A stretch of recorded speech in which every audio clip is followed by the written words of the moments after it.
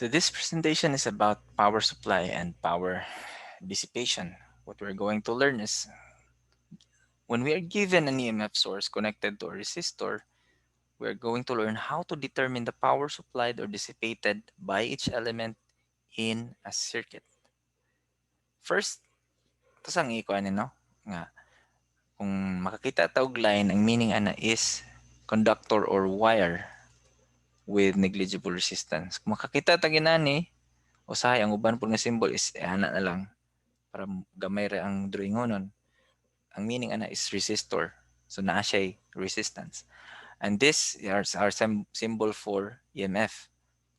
Ang taas nga line plus, ang buo nga line muna ang minus. So muna ang EMF source.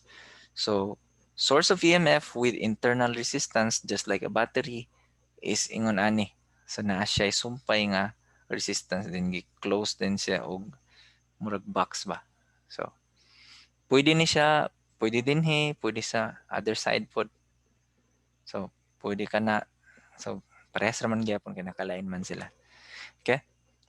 Kung makita tag V nga gisulod og circle, muna siya voltmeter pang measure na siya og voltage. Kita tag A gisulod og circle, tawag na siya og ammeter. Okay? So now, let us look at this specific diagram.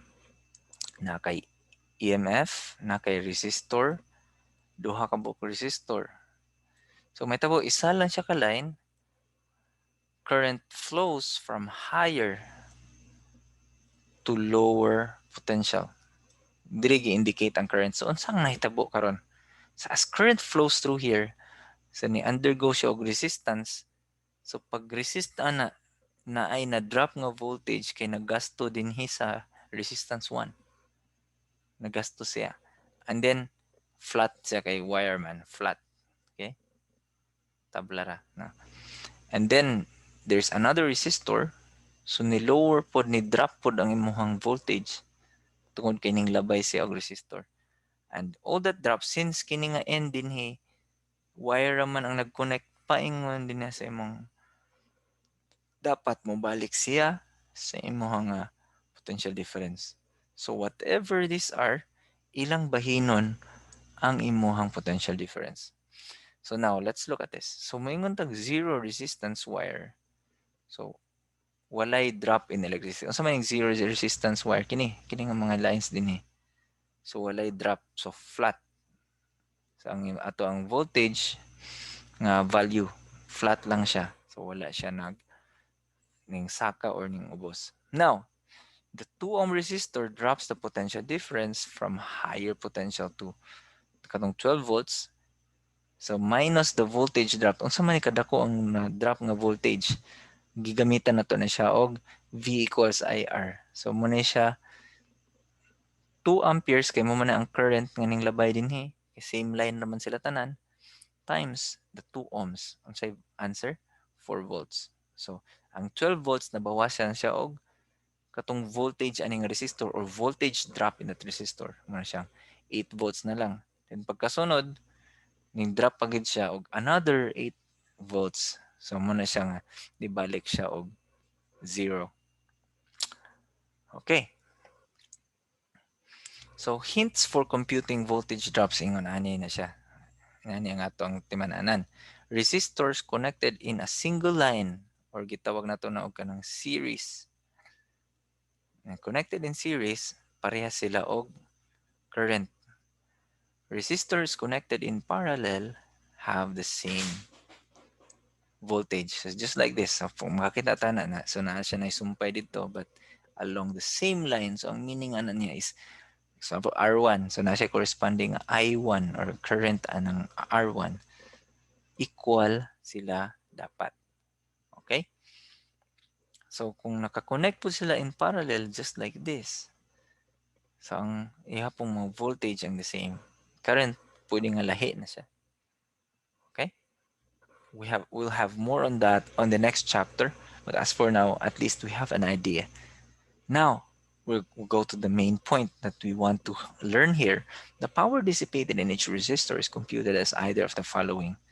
Mo gani siya ang the power is multiply nimo ang current og voltage, mo to siya ang power nga or ang energy per time or energy per second nga magamit adto nga resistance.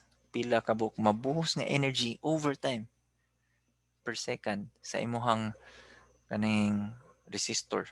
So i-times lang nimo ang current times nimo ang voltage pa dato.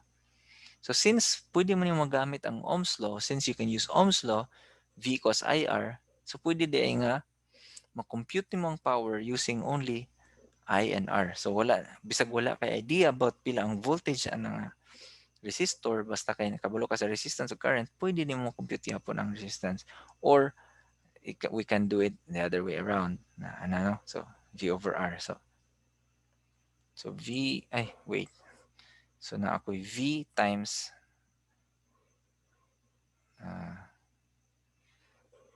so ang kini pong ikaduha is pwede na akong magamit ang I equals V over R times V. I equals, di kini siya is I. So times V. So gikan na I times V, where I is equal to V over R. Makompute ang V squared over R. So mo na siya ang imong expression sa imong power. Pero para dili ka ma-confuse, isa lang dumduma. P equals IV, current times voltage. Okay? So here are examples. First example, what is the power dissipated in each resistor? So all of these connected in parallel. So unsay meaning gani pag connected in parallel? Kung unsay volts din parehas ra na din so 5 volts pud ni siya. No? So unsay computation nato for the power dissipated in the 2 ohm resistor, use the idea that components parallel connection have the same voltage. So ang resistance nimo dinha is this. Your voltage here is that. So makompute nimo, so you don't have to know, pwede nimo mo-compute ang current nga na using V over R, but you don't have to. Pwede na ka mo diretso compute sa power, which is given by this equation. V squared over R. 25 divided by 2. 5 squared, di ba? 25 divided by 2. This is 12.5. Another example, what voltage in a EMF source must be supplied? So pila dapat ang EMF para makahimo ka og 3 watts of power supply in the 3 ohm resistor. So ang target ra nimo nga naa ka dapat 3 ohms here in this resistor. This is at your level, this will be a complicated problem, but we start with what we can compute. What we can compute is this. Di ba ang power nga gitarget is wait. 3 watts. 3 watts na siya. So 3.0 watts. 3.0 watts. So P nimo is equal to 3 watts. Unsay equal ang P? I squared over R. So that is one way to express P. I squared over R. So unsa man yung I? Wala ta kabalo, but R kabalo ta. So kabalo ka sa R, kabalo ka sa P, you can compute for the I. Since they are connected in a single line series, so pwede na ito compute ang I. So naa na tayo value ani 9. You get the square root. Kaya I squared man na. So get the square root. Kuha mo yung square root ana. I na lang. So I to the current that flows through this resistor is just 3 amperes. Now, since you know that they're connected in series, they all have the same current. So ganitong na-compute lagay na I in that 3 ohm ampere is just 3.0 ohms, 3 amperes pod. So ang naitabo kay pwede na to ma-compute karon ang voltage drop ani.